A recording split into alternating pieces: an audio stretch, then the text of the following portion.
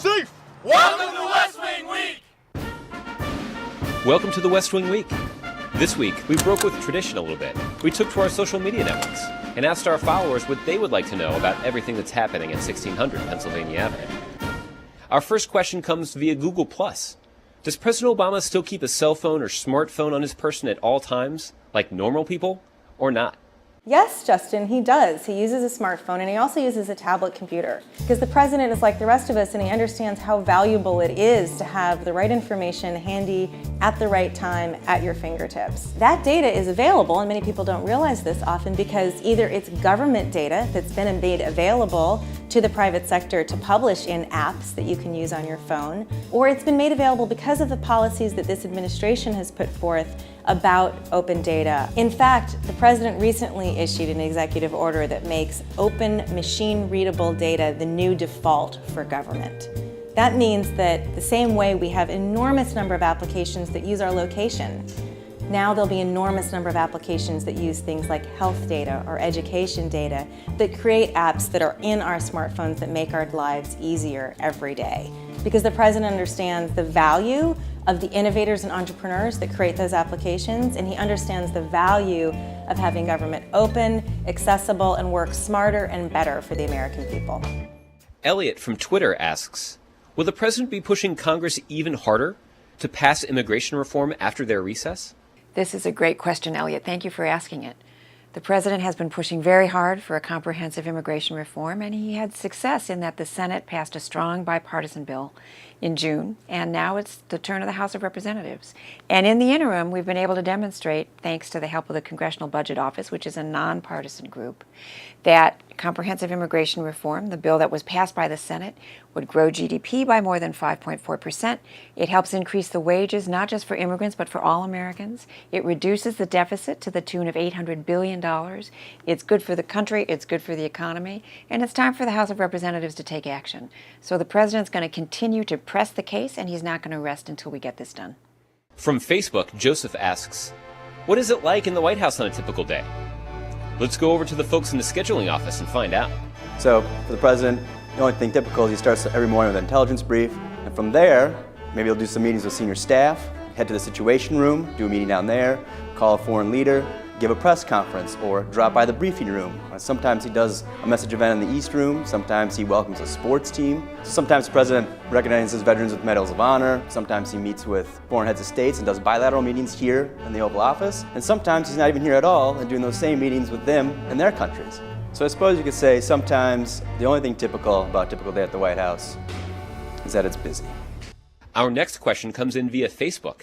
Shirley asks, we make a decent living for our area, but are finding it hard to budget with the rising costs of food, fuel, oil, gas, college education, and taxes on the school level. Will the middle class receive a break in the near future? Your question is exactly what the president was addressing in the speech he gave a few weeks ago on a better bargain for the middle class. And that better bargain for the middle class centers around what we can do to create jobs, what we can do to make education more affordable and improve the quality of education, what we can do to make home ownership more affordable, what we can do to improve the retirement security of families, and last but not least, when it comes to health care, making sure it's more affordable, and for those who don't have good options, that they get new options. And you can find them all on the Better Bargain for the Middle Class website. So I would encourage you to go there to find out how all of these different ingredients contribute to a better bargain for the middle class. Aaron asks via Twitter, what will the Obamas do with the honey produced by their hive on the South Lawn? Let's go down to the hive and get an answer.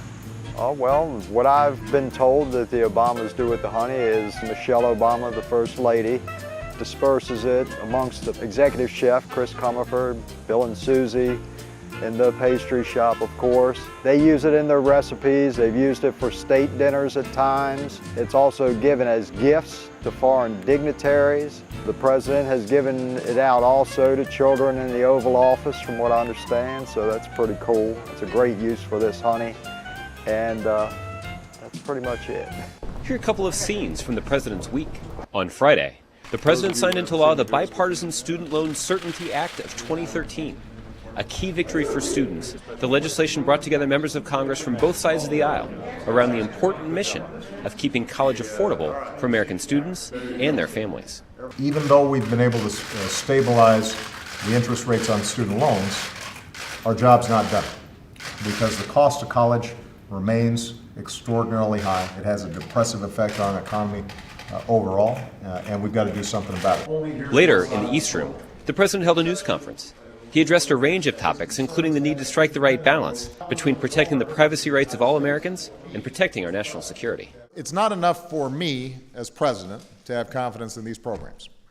The American people need to have confidence in them as well. And that's why over the last few weeks I've consulted members of Congress who come at this issue from many different perspectives.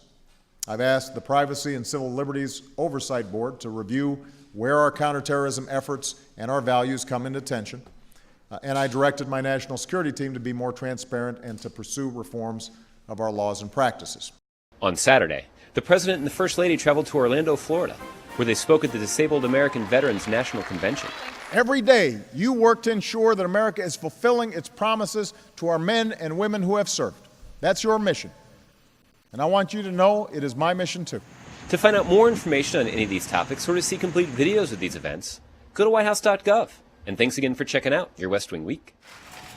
Feels good, Simon Bills. I haven't done this in a while. Hint, hint, hint, hint.